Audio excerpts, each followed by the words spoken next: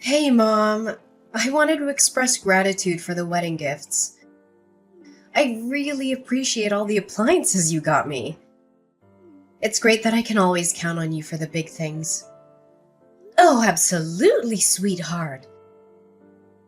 Congratulations on your upcoming wedding. I only wish I could do more for you. But honestly, it's been my pleasure. There's no need for you to thank me separately like this. After all, I am your mother. Well, thank you. But, you're not technically my biological mom. Wait, what? What do you mean, dear? Oh, come on. No need to play coy. You're not my biological mother. But I wanted you to know that I'm so grateful for everything you've done for me. Uh, Wait. Hold on a second. What are you trying to say here, Eleanor? Did you actually think I didn't know? You thought I believed you were my birth mother all these years? What on earth are you talking about? I am your mother, Eleanor. Seriously, no need to play innocent. Just because you've raised me for 28 years doesn't mean you're biologically related to me. It's not like feeding me, dressing me, teaching me things over the past 3 decades made my genes suddenly yours. It's not like all the care and love you've given me somehow changed me to be your own daughter. Hold up, Eleanor. What's going on? Why are you saying this? Don't try to act clueless. Stop saying what? It makes you sound stupid. Raising me and pretending to be my biological mother all this time? It's not fair to my real mother, you know. Can you even imagine how she must have felt after losing her baby to someone else? Eleanor, I am genuinely confused. Where is all of this coming from? What have you heard?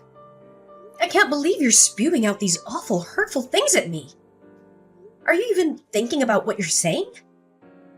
Hurtful? Seriously? What about you essentially taking someone else's baby? You don't get to accuse me of being hurtful. Eleanor Barnes! Oh, so you're the hurtful one now. What about you stealing a newborn from a real mother? If it weren't for you, my real mom could have married Daddy. And the three of us could have been a real, true family. If it weren't for you, I would never have had to grow up with a fake mom. My poor birth mother had to go on living her life with her heart broken into a million pieces. And I ended up living this humiliating pretend life. All because of you. Eleanor, you're completely misinformed. I didn't steal you as a baby. You're suggesting something illegal and horrible.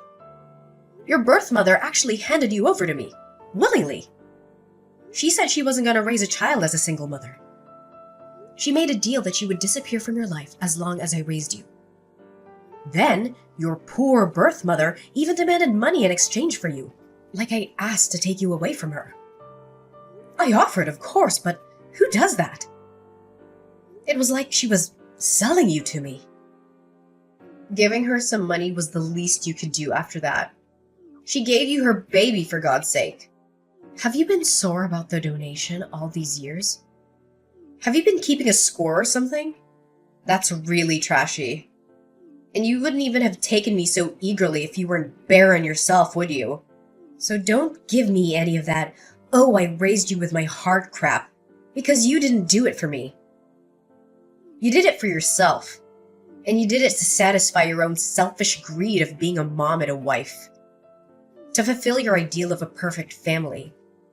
You probably pretended your butt off so you could appeal how perfect a mom and wife you are to Daddy. Sweetheart, I never once thought of you as anything other than my own daughter. I cherished you as a precious gift. I spent the past 28 years being thankful and showing that through raising you. I'm so proud of the woman you've become. I understand that the wedding planning can be stressful, but let's not let it get between us. Huh. Always riding that high horse, Paisley, huh? Just take a moment to step down and try to understand how my real mother must have felt. Step out of that fake, cheerful facade of being my mom and see the reality the rest of us have experienced. Do you even have an ounce of decency? I'm not your daughter anymore. I won't play along with your charades or any other fake roles you want me to take on. So save yourself the trouble and don't bother showing up at my wedding or sending emails. Just stay out of my life. I'm cutting ties with you. I'm moving forward into a new chapter, and I'd prefer if you weren't part of it. Got it? Eleanor, how long have you known that I'm not your biological mother? And who told you? Well, now you're asking. Daddy spilled the beans about 3 years ago. Yeah, around the time I met Miles. We all used to hang out together. Daddy, my real mom, Miles and I. Dinners, shopping trips, you name it. You genuinely had no clue? What? Are you serious? I can't believe your father would do that. Well, serves you right for thinking you could tie Daddy down by having a baby. Any baby, that is. We all know you wanted nothing but to use me as a bargaining chip to keep Daddy for yourself and provide for you. Did you really think building your happiness on other people's sadness wouldn't have its consequences? As I already said, I did not steal you away from your birth mother. Eleanor, you have to believe me. And I provided for myself as much as your father did. I didn't have to depend on him entirely. Yes, I am unable to have children of my own, but that is not at all the reason I raised you like you were. Your birth mother, she threatened to discard you at some orphanage like a piece of garbage if I didn't take you.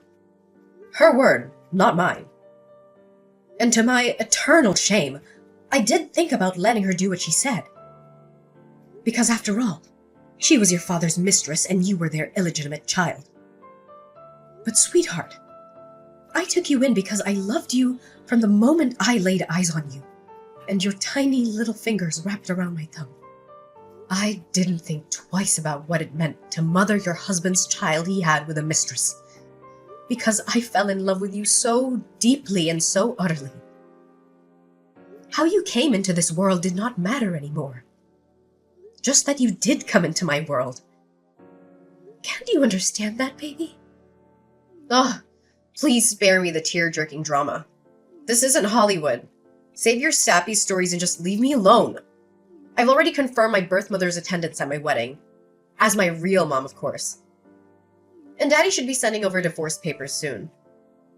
Divorce? What? Ugh, why are you being so slow? Daddy told me he has never forgotten about my birth mother, his true love. He couldn't leave you because you were so adamant about giving me a proper childhood with loving parents and all that crap. But now that I'm a grown adult who can take care of herself, he's finally opening his eyes to the possibilities, I guess. To go after his own happiness. See, if it weren't for you, the three of us could have lived happily as a real family. You tore us apart. You shattered our future together. And you've had your share of fun. It's time to set things right, Paisley. So leave us be. And if it turns out it's your turn to spend the rest of your life in sadness and regret, then deal with it. My mom surely did for long enough. All right, if this is what you truly want, I'll leave you to be with your real parents. Mind you, I'll have to cancel the $30,000 charge on my credit card for the things I ordered off your registry. And I'll have you and your daddy's belongings packed up into suitcases or something and leave them by the door. Come get them and go on off to wherever it is that you want to go off to. Whoa, wait, what? Cancel this stuff for my registry? Why would you do that? Those are for my wedding. Why would you cancel gifts from a registry, Mom? Mom? I thought you didn't want me to be your mom, let alone think of me as one. If I could, I would get a refund on everything I spent in the past 28 years raising you.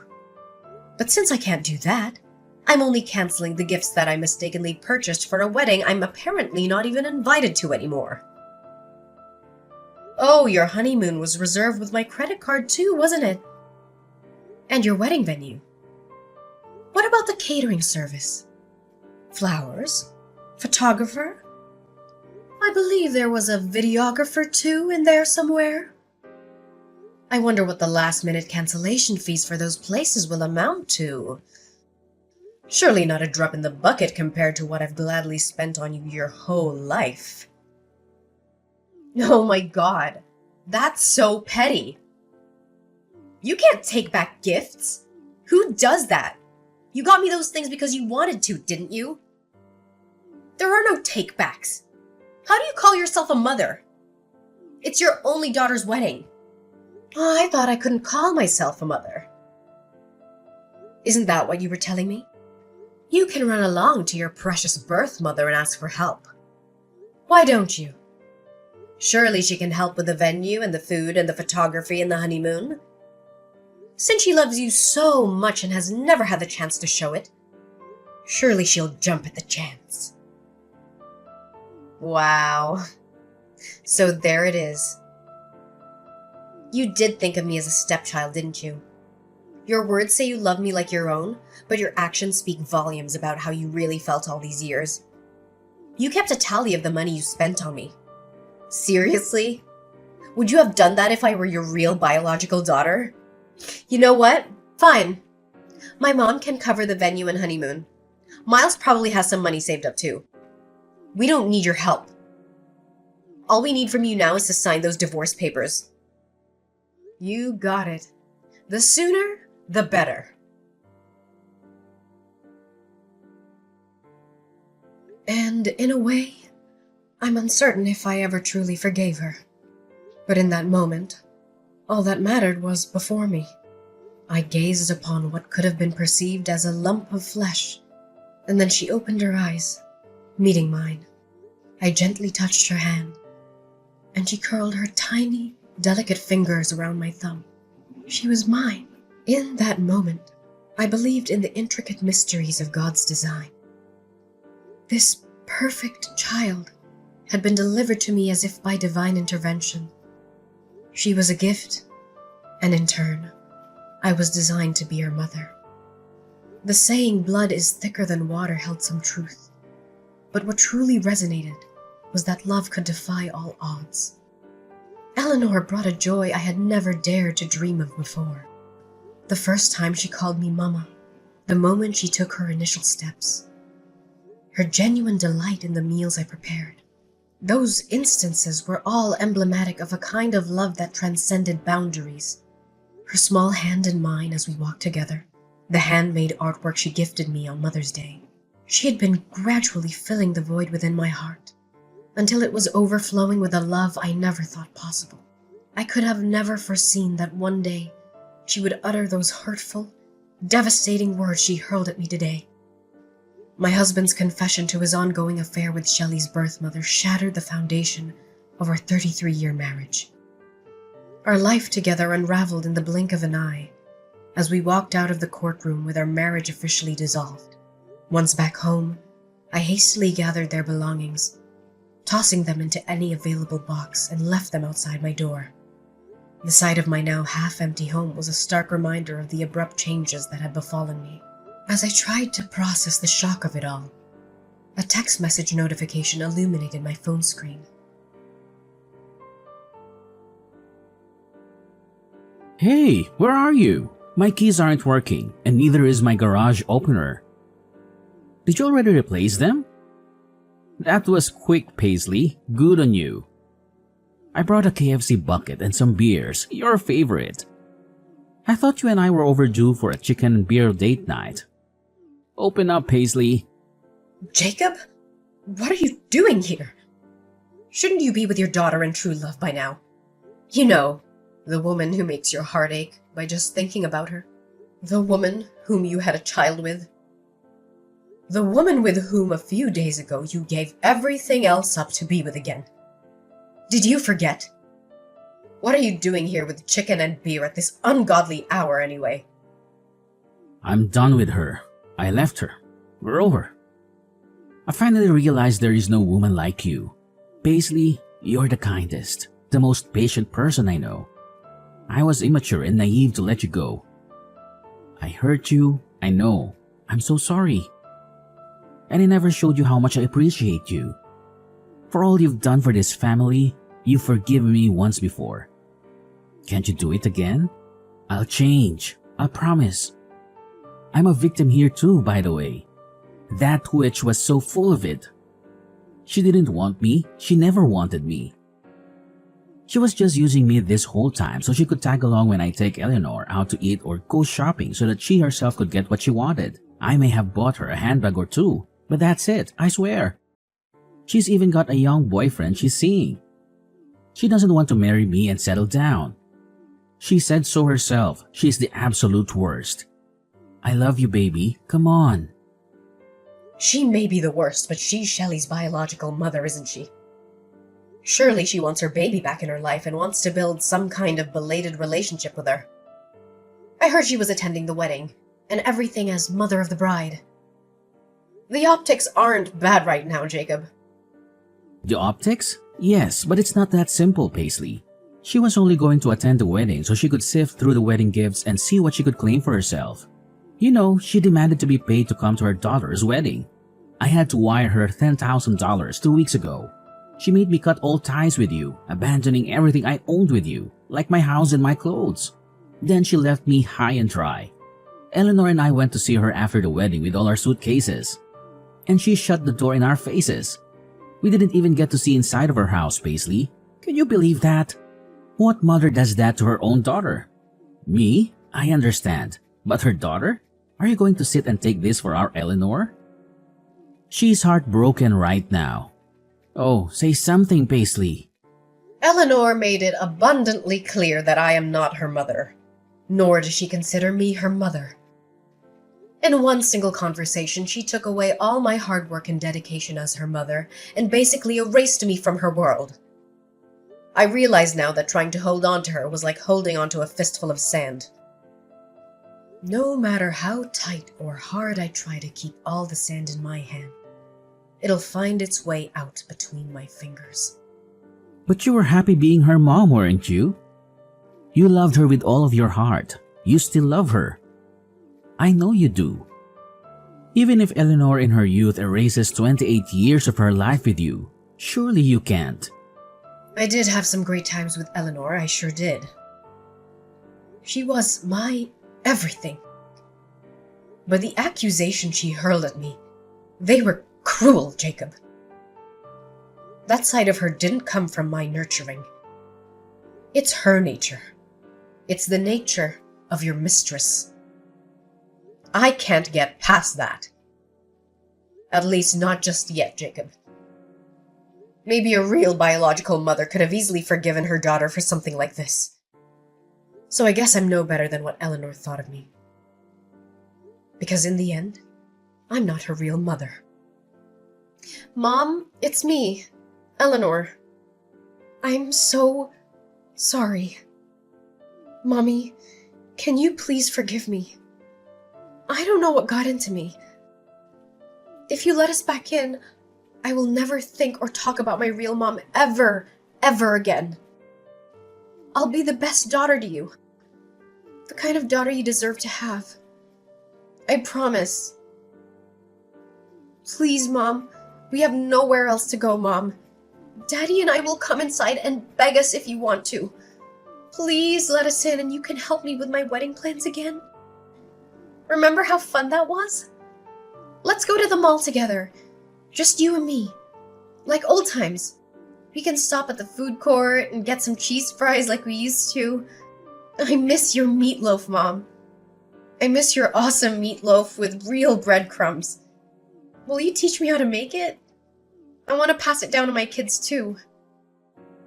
It'll be an heirloom recipe. If I learned anything from this whole ordeal, it is that I wasn't as big a person as I thought I could be. I cannot find it in me to forgive you two for what you've done. I guess I am nothing but an evil stepmother, like you said. After all, our relationship ends here, Eleanor and Jacob. Thank you for the many happy memories you've allowed me the past 28 years, Eleanor. Whether they were real for you or not, I will cherish them forever. because they were real to me. I will try to keep only the happy memories of you. But now it's time for you to leave me and never come back. Don't make this any messier for us.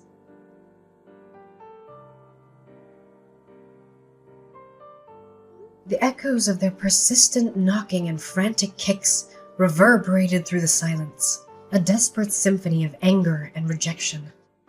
I stood on either side of the door, the barrier between my past and the uncertain future I was determined to embrace. After dialing the police, 2 patrol officers arrived. Their stern words and authoritative presence finally managed to quell the storm outside my home. Shelley's fiancé, Miles, and his family openly voiced their disappointment at the sudden upheaval caused by the withdrawal of their wedding venue and honeymoon down payments. Their anger and disbelief seemed palpable, yet I remained resolute. They even contemplated putting their wedding preparations on hold, urging Shelley to reconsider her life's path. And in the blink of an eye, Miles made a decision that sent shockwaves through their relationship. He ended things with Shelley, just days before their intended wedding date. Amidst the chaos, Shelley bombarded me with messages and calls, hurling curses my way and placing the blame squarely on my shoulders. It was tempting to succumb to my habitual instincts and try to mend things. But I recognized that I needed to tread a different path. I needed to stop giving them space in my life and focus on rebuilding my own.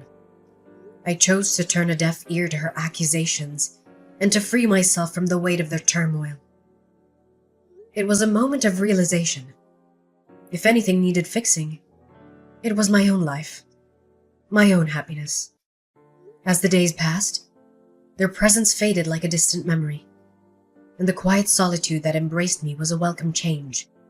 Looking back, it's bittersweet to think that my prime years were dedicated to nurturing a child who, in the end, mirrored the darkness of her birth mother. However, I carry no regrets. Shelley, in her own twisted way, taught me invaluable lessons about love, resilience, and the boundaries I needed to establish for my own well-being. Now, as I stand at the crossroads, I'm ready to pen a new chapter in this uncertain adventure called life. The pages ahead are blank and full of possibility, and I'm determined to fill them with my own happiness. Free from the chains of the past. It's a fresh beginning, a journey that's mine to craft, a future waiting to be written.